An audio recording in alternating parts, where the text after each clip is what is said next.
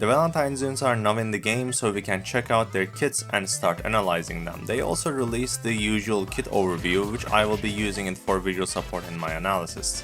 Hey all, Mukur here. In this video I will be covering how the burst cycle works in Nikke, a breakdown of the pirate Maid duos kits, their strengths compared to other duos, and finally whether they are a must pull for meta or not. Let's dive in. Before we start, I love Mast and Anchor's design, man. They're so cute yet so cool. I always wanted to use Mast in an effective team comp, and it seems like it's going to be possible now. Also, I think these two are the best units Shift Up ever did as a duo.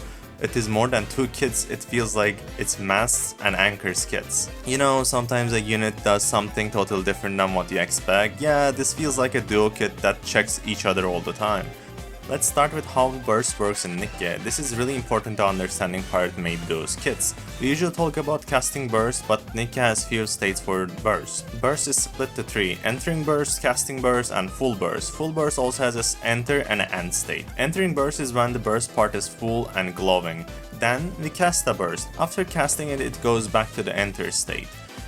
I will go one by one and show you how the game sees it as. So we enter burst 1, then cast burst 1, enter burst 2, cast burst 2, enter burst 3, cast burst 3. At this point we entered full burst. When the timer of full burst runs out, it ends. Good?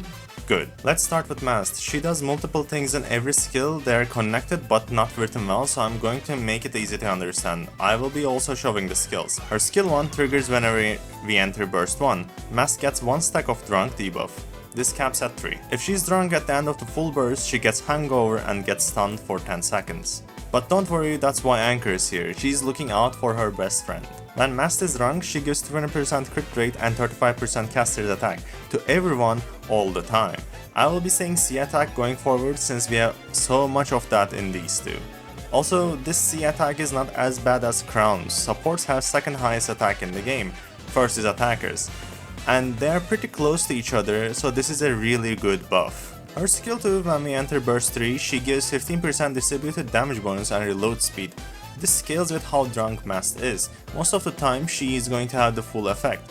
Since she will have 3 stacks when this skill activates, then Anchor will reduce it to 2, but we will get there soon. Basically she gives 45% distributed damage bonus and reload speed. Her burst is 40 seconds long and gives 15% damage bonus, 40% crit damage, and gives 20% C attack according to how drunk she is, so this is a 60% C attack bonus. Looks pretty good to me.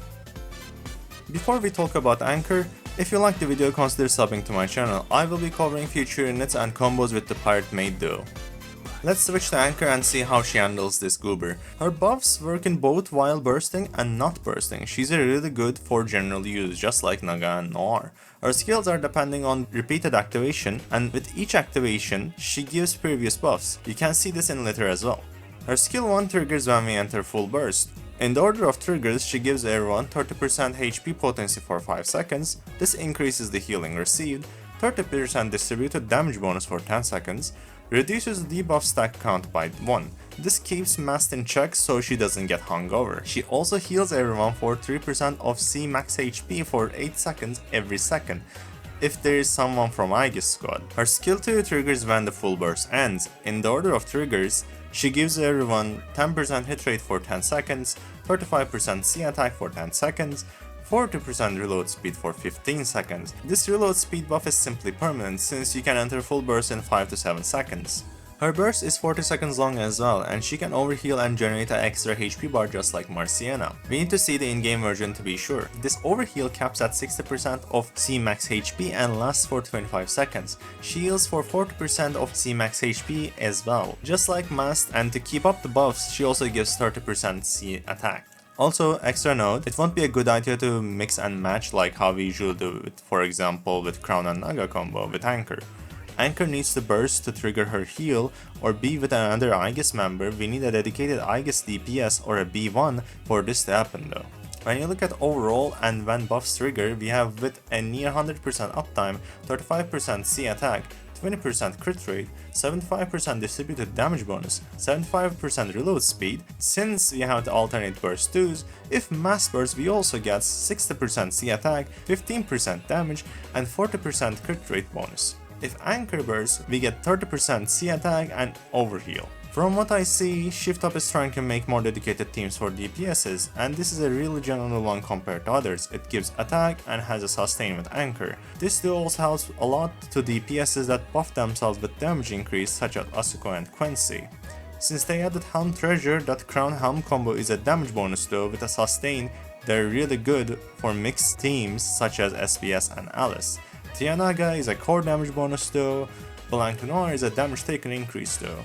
I would also add Shotgun team here, but well, they are a full-fledged team with change of DPSs according to the element instead, if we get all the elements for shotguns that is. Wind and water shotgun when Shift Up. All of those duos are strong, but with the recent ones we have more uptime than older ones. I think this duo gives us more options, so I'm glad they're adding this to the game since we have more freedom to choose our buffers. Even though we have such good buffs, the DPSs we have currently can't really use them. The attack buff is good, but we don't have a consistent distributed damage DPS. The closest one is SBS and she only uses every few attacks, but she doesn't need the attack buff, she needs a damage buff more than anything since her DPS doesn't come from distributed damage, instead she deals a mixed damage. And there's burst DPSs like Quincy, Phantom, Doro and 2B. These deal distributed damage if they burst. Doro DPS wise is good, but she's a burst one, so she lacks compared to B3 units. Quincy already buffs herself with attack and her damage comes from normal attacks. She's still the best unit for this duo though. 2B's multiplier is so low, at this point it's not really worth to support it, but she's an option. If you wanted to do a team with this duo though, I would suggest for B1, Doro, Volume or Miranda Treasure, even though that will be overkill, the Pirate Maid duo, and Thief duo, Quincy and Phantom. This would make them work with each other quite well. If you want to make this team, I would suggest trying it out, it can be quite fun. Finally, if you want to pull them, do it. They look so cute and amazing, I want them so bad. But the worst part of their kit is how much you have to invest in them. And we are just recovering from RRH and Mana. I have nothing at the moment. There isn't much time left to collab as well, if it's going to be the same as last year, so this is pretty bad time for them to come out. Duo kits usually come after Half Funny, but nothing to do, at least they're not limited. We can wishlist them or get them from molds or even other banners. I will probably get them from collab banners. So thanks for watching and see you in the next one.